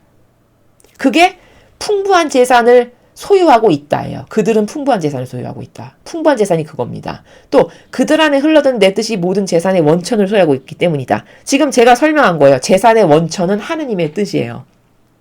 그러니까 그 하느님의 뜻을 떠나지 않았기 때문에 아버지가 계속 돌볼 수 있고 더 아름답게도 해주시고 부족한 거 채워주실 수도 있고 이렇게 된다라는 거죠. 그러나 우리만이 거길 떠났기 때문에 현재 거지예요. 우리만. 맞습니까? 그렇죠. 아니 보잘것없는 들꽃도 그렇게 잘 입히시고 매년 피게 하시잖아요. 우리가 들꽃보다 못합니까? 훨씬 고결한 존재로 대놨거든요. 근데 우리 처지는 굉장히 가난해요. 영적으로 말할 것도 없고 정신적인 수준이나 모든 면에서. 그건 왜냐? 아버지가 아무것도 주실 수 없기 때문이에요. 왜? 아버지 뜻 안에서 안 사니까. 그래서 모든 것에서 다 끊어진 상태. 그게 현재 우리의 처지다라는 거죠. 그래서 단일성의 생명. 모든 생물은 다 자신의 경계를 이렇게 지키면서 살아가고 있다. 그러니까 그 아버지 뜻 안에서 잘 반영하고 있으니까 아버지가 스스로 다 돌보신다. 라는 거죠. 반면에 사람은 내 뜻에서 물러감으로써 제자리를 잃고 말았다.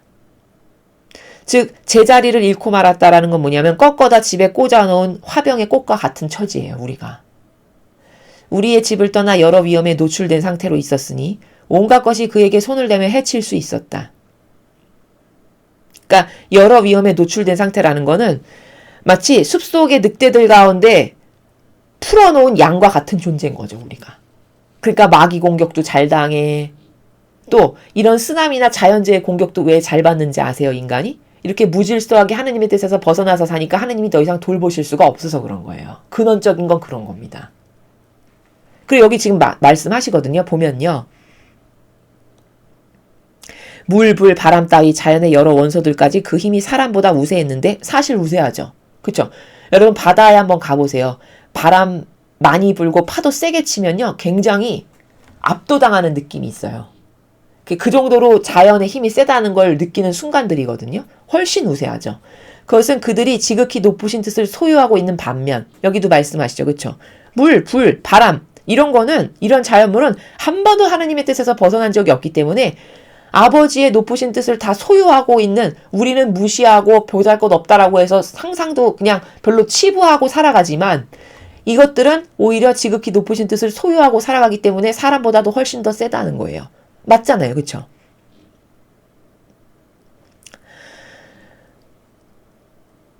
반면에 사람은 불행과 나약과 욕정 외에는 아무것도 주지 못하는 인간의 타락한 뜻을 소유하고 있기 때문이다. 라는 겁니다. 자, 사람은 불행. 나 안 불행한데? 집도 있고 가족도 있고 잘 먹고 잘 사는데? 자, 이 불행은 어떤 불행이냐? 영원한 것과 끊어진 게 다 불행한 거예요.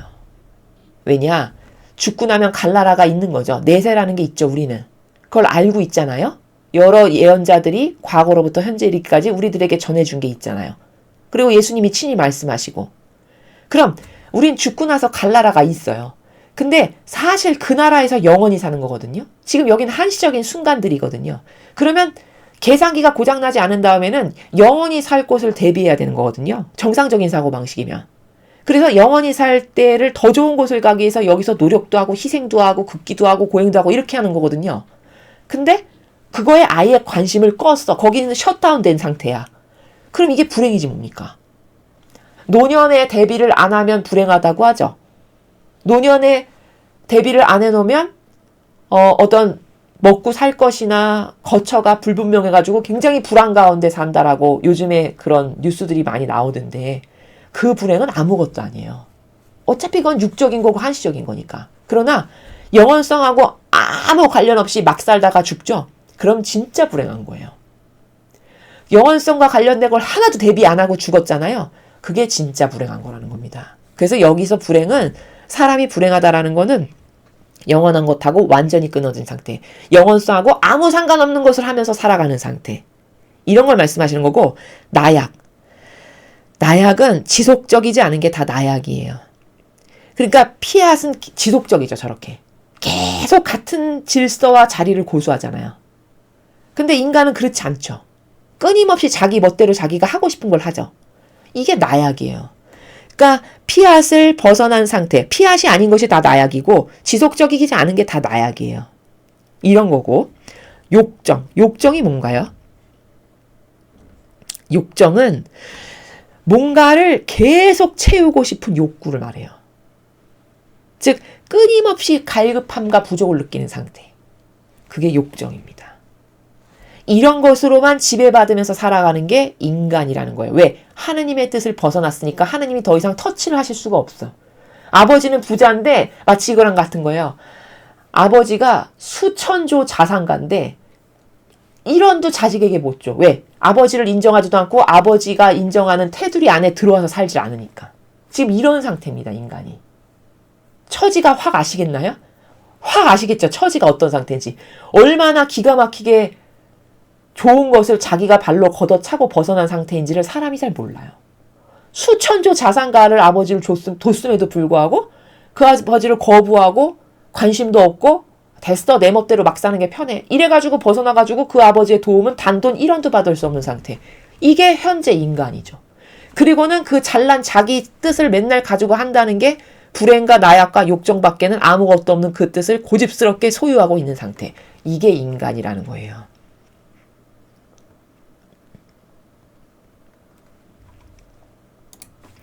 사람은 그렇게 자신의 기원과 자리를 잃은 탓에 질서가 없었고 그 무엇과도 조화를 이루지 못했으며 스스로의 내적인 평화마저 누릴 수 없게 되었다. 그렇죠.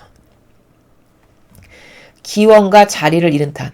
기원은 뭐냐면 나는 누구인가죠. 그쵸? 나는 어디서 왔고 나는 누군가. 나는 누군가? 곧 나는 피앗이다. 나는 피앗으로 창조된 존재다예요. 근데 그 피앗을 버렸으니 기원을 잃어버린 거죠. 자리를 잃어버린 건 왕의 자식인 왕자요 공주로 태어났는데 왕자요 공주의 신분을 다 벗어 던진 거예요, 지금.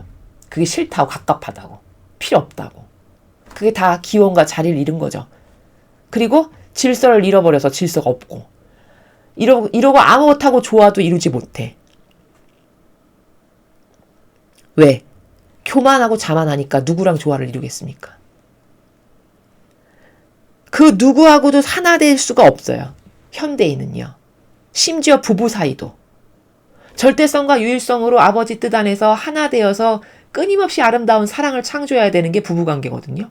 그쵸? 근데 절대성과 유일성이 각자 따로 놀아.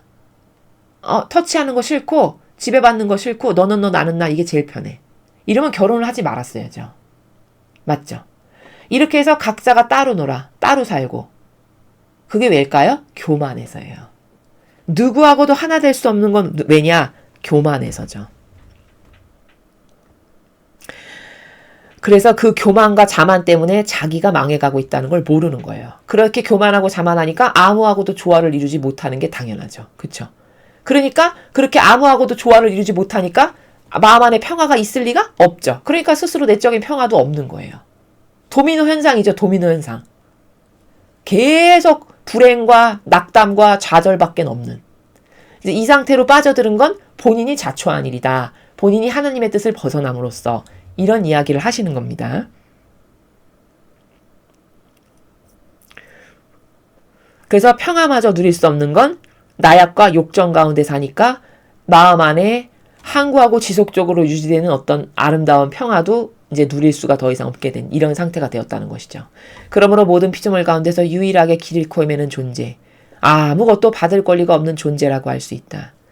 몇 천조짜리 부자 회장님이 나의 아버지인데 내가 그 아버지하고는 상관없는 존재입니다 해서 내 멋대로 뛰쳐나와서 살다 보니까 그 아버지로부터 하다못해 들꽃도 도움을 받는데 나는 1원도 도움을 받을 수가 없는 상태. 이게 우리의 처지예요. 그런 존재가 되어버렸다라는 거죠. 그것은 우리가 우리의 뜻 안에서 사는 사람에게만 모든 것을 주기 때문이다. 자, 이렇게 우리가 불행한 이유는 하나님의 뜻 안에서 사는 사람에게만 그 부자인 나의 아버지께서 모든 것을 주실 수 있기 때문이라는 거예요. 그러니까 얼른 빨리 하나님의 뜻으로 돌아가야 되겠죠. 여러분이 진짜 많은 도움을 아버지께로부터 받고 싶다면. 자, 그래서 아버지로부터 아무런 도움을 받지 못하니까 끊임없이 욕정만 커지는 상태. 점점 나락으로 떨어지는 상태. 이게 현대인의 인간의 문제점이죠. 우리의 뜻 안에서 사는 사람은 우리 집에 있는 우리 가족의 일원이 아니냐. 그런데 그런즉 우리 뜻 안에서 사는 것으로 누리게 되는 관계, 곧 자녀로서의 유대 관계로 말미암아 모든 재산에 대한 소유권을 가지게 되는 것이다. 자녀로 살아야만 내 재산을 너에게 나눠주지. 네가 내 자녀로 살지도 않는데 내가 너에게 재산을 어떻게 나눠주니? 이런 말씀이에요. 제가 아주 귀에 피가 안도록 계속 말씀드린 게 뭐죠? 세상적 부모는 망나니여도 재산을 나눠주죠. 근데 하나님은 절대로 안 그렇게 하세요. 하나님은 반드시 하나님의 뜻 안에서 살아간다라고 하는 입증이 된 사람에게만 아버지의 모든 것을 나눠주시고 돌보신다는 거예요. 근데 그것도 또 잘못 생각하면 나는 하나님의 뜻 안에서 사는 자녀야. 난 성당도 다니니까. 나는 기도도 많이 하니까. 여러분 그런 거 아니에요.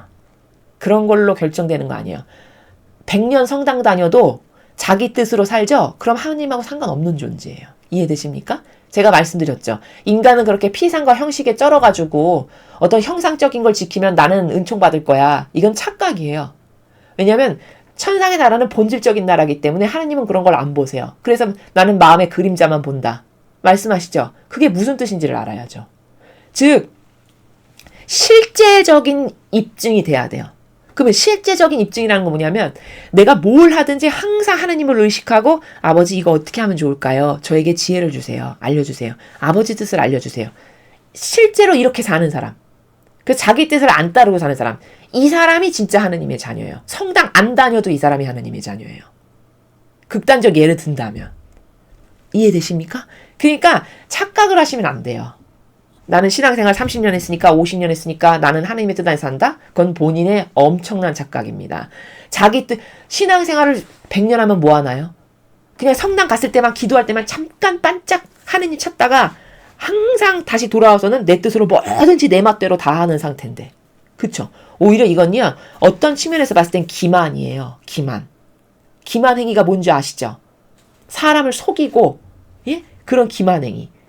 그러니까 여러분이 이런 거를 잘 아셔야만 오해가 없고 올바른 실천을 하실 수 있습니다. 여러분, 실상 천상에는요, 아프리카 사람이 제일 많다고 합니다. 이거는 이제 천상을 다녀오신 분이 쓴 어떤 글에서 제가 본 건데, 천상에를 갈 수 있는 기회를 허락하셔가지고 이렇게 천상 나라를 봤는데 그분이 아프리카 사람이 제일 많더래요, 거기. 이게 무슨 뜻일까요? 우리가 생각했을 때는 신앙생활 한 사람이 그래도 아프리카 사람보단 낫지 이렇게 생각하잖아요. 그렇지 않다라는 뜻이죠. 아프리카 사람이 많다는 건. 그럼 이거 무슨 말이에요? 종교 생활하면서 하느님께 모욕과 역경을 계속 드리는 바에는 차라리 하느님 모르지만 순수하고 단순해, 마음이. 그래서 가식도 없고 가증스럽게 교만이나 자만도 없어. 그래서 그냥 정직하고 순수했던 그 아프리카 사람들이 천상나라에 가기에는 하느님 보시기에 더 합당하다라는 거예요. 이해되시죠? 그러니까 이런 어떤 피상, 형식 같은 거에 여러분이 속으시면 안 된다는 겁니다. 여기도 마찬가지예요. 자녀로서 사는 사람만 내 재산에 대한 소유권을 준다라고 말씀하시는 거죠, 지금. 그럼 자녀로서 사는 게 뭔지를 알아야죠. 그럼 성당 다니면 다 자녀로 사는 거냐? 절대 아니라는 거예요. 오히려 여러분, 그 천상나라의 아프리카 사람이 제일 많다는 걸 가지고 우리가 다양한 걸 입증할 수 있는데 그 말은 이런 뜻이기도 하죠. 종교 생활을 할 바에야 차라리 하느님을 안 믿는 순수하고 단순한 사람이 낫다는 거거든요. 왜? 종교 생활은 모욕과 역겨움만 들이니까. 종교 생활이 뭐냐? 필요에 의해서 하느님을 찾는 거예요. 내가 뭐가 갈박하니까, 뭘 얻어야 되니까, 뭘 받아야 되니까, 내 가족이 뭐가 잘 돼야 되니까, 내가 지금 이게 급박하니까. 그래서 조금 하느님이 불쌍하고 가여워서 뭘 좀 주셨어. 그러면 금세 냉랭하고 식어져서 또 자기 멋대로 막 살고, 그러다가 누가 죽게 생겼어. 그러면 또 다시 하느님을 찾고, 이거는 종교 생활인데, 이거는 반감만 들 뿐이에요. 왜냐면, 이용당하는 것 같거든요. 여러분이 만약에 자녀가 있는데, 돈 필요할 때만 와. 여러분이 돈이 많이 갖고 계신 부자신데 여러분의 자녀가 돈 필요할 때만 여러분을 찾아. 그래서 와가지고 막 아양을 떨고 온갖 애교와 제스처를 떨어서 필요한 걸 얻어가면 다시 안 와. 언제 그랬냐는 듯이 냉랭해. 그러다가 또 죽게 생겼어. 그럼 또 와서 막 아양을 떨고 막 온갖 교태를 부리면서 막 이렇게 해서 또 필요한 걸 얻어가. 이러면 반감 안 드세요? 반감 드시죠, 그쵸? 하느님은 어떠실까요? 이런 게 종교 생활이에요. 이런 종교 생활은 차라리 안 하는 게 나은 거예요. 모욕만 계속 드리니까. 그리고 요즘 시대에 또 이거 말고도 또 하나 중요한 포인트는 뭐냐면 잘못 믿는 거 있죠. 잘못 믿을 바엔 차라리 안 믿는 게 나아요. 그것도. 잘못 믿는다는 건 뭐냐? 마귀랑 하나 되는 게 잘못 믿는 거예요. 이해되십니까? 그러니까 하느님을 흉내내는 마귀야. 진실로 하느님을 사랑해서 희생을 하고 양들을 위해서 목숨을 내놓고 이런 어떤 의지나 희생의 사실적 열매는 없어. 근데 맨날 형상적이고 보여지는 것에 치중돼서 살다 보니까 그럴듯하고 의리의리하고 있어 보이는 바로 그게 진짜 하느님 일꾼 같아. 그래서 그 마귀한테 가서 맨날 연불하면서 아멘 알렐루야 하고 거기랑 하나 됐어. 이게 잘못 믿는 거예요. 근데 그 잘못 믿을 바엔 차라리 아무것도 안 믿는 아프리카 사람이 더 낫다라고 해서 실제 천상을 가보니까 아프리카 사람이 그렇게 많더라는 겁니다. 그럼 여러분 여기 혁명이 일어나야 되죠. 사고방식 안에. 내가 지금까지 알았던 것하고 완전 다르구나. 천상 나라가. 이건 완전 고치지 않으면 이 사고방식을 뒤집어 엎지 않으면 본인만 손해라는 거죠. 자, 그래서 자녀로 살아가는 게 뭔가 또 막연하게 생각하실까 봐. 내 뜻을 가지고 살아간다. 그건 하느님의 자녀 아니에요. 내 뜻을 가지고 뭐 판단을 하고 잣대를 들이밀고 이건 다 하느님의 뜻 안에서 살아가는 거 아니에요. 다 그거는 가증스러운 거예요. 이해되셨죠? 그런 사람에게만 아버지의 재산을 나눠주고 소유권을 나눠주신다는 거죠. 그 반면에 내 뜻의 생명으로 살지 않는 사람은 우리와의 그런 유대관계를 단칼에 자르듯 끊어버렸으므로 우리는 그를 우리에게 속한 사람으로 간주하지 않는다. 여기 말씀하시잖아요. 여기 어디 있냐면은 내 뜻의 생명 이렇게 표현하셨죠. 내 뜻의 생명. 여기 끝에 보면 내 뜻의 생명이 바로 피앗을 말씀하시는 거예요. 그 피앗으로 살아가는 사람. 그 피앗은 생명 자체면서 지속되게 해주는 원동력인데 그 피앗으로 살지 않는 사람은 우리와의 유대관계를 다 끊은 사람이니까 나는 그런 사람을 내 자녀라고 여기지 않는다. 이런 말씀이시죠. 우리의 뜻과 단절되는 것이 무엇을 의미하는지를 안다면 자, 하나님의 뜻과 단절되는 것 이게 뭘까요? 영원한 생명으로부터 단절된 상태. 피앗이 없는 상태. 그걸 말씀하시는 거예요. 또 하나님을 초대했으나 초대해놓고 쳐다보지도 않는 상태. 이게 종교생활이죠. 필요할 때만 찾는 것. 제가 좀 전에 말씀드린. 그 다음에 아버지 은총이 전달될 수 없는 상태. 왜? 자기 뜻으로 사니까. 이런 게 다 우리의 뜻과 단절된 상태죠.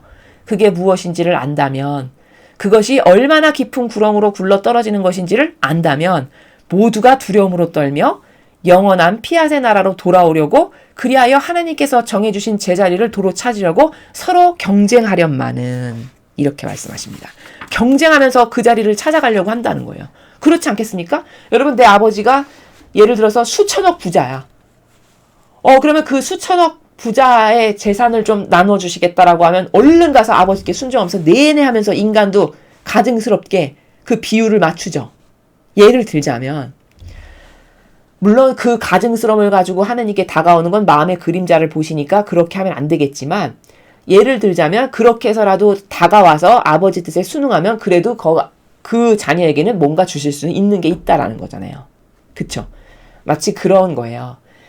그래서 자기가 지금 벗어난 게 얼마나 불행으로 치달은 거고 얼마나 좌절과 낙담밖에 없으며 희망은 하나도 없는 거라는 거를 이렇게 리얼하게 알 때 그럴 때 자기 자리를 다시 피앗을 찾으려고 서로 경쟁할 것이다 라고 지금 말씀하시는 거죠.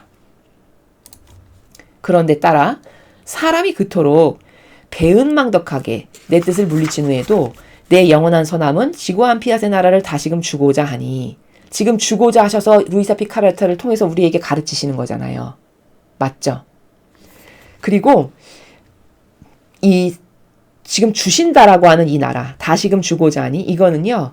어떤 거냐면 이 세상에서 우리가 무엇을 행했어요. 아버지 뜻 안에서 피앗을.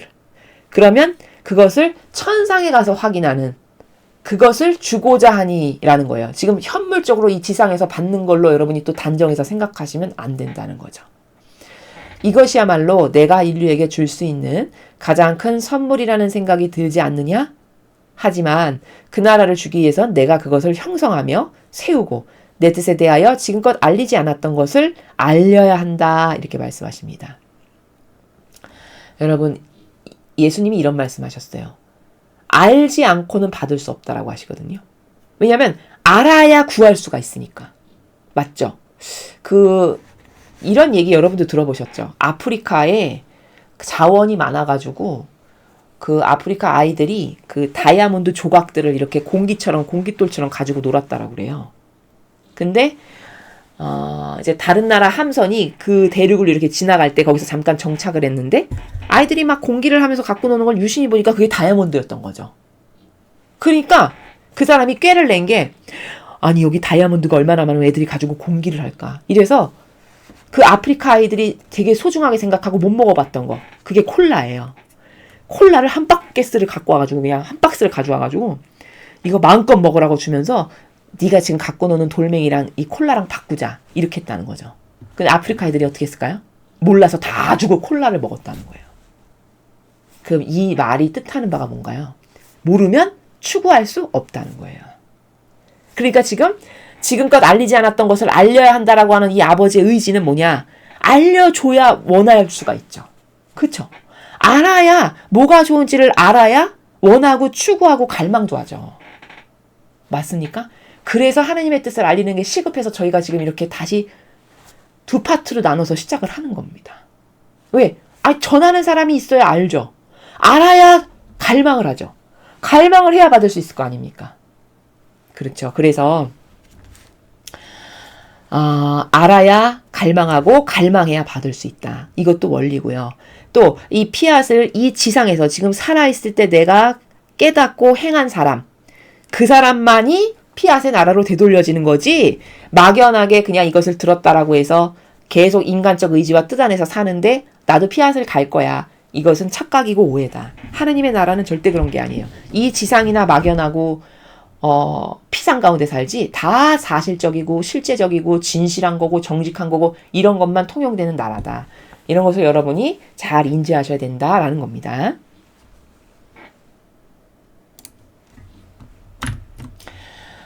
그래서 지금은 천상의 책 20권 1장의 절반 13번까지 여러분께 말씀을 드렸습니다.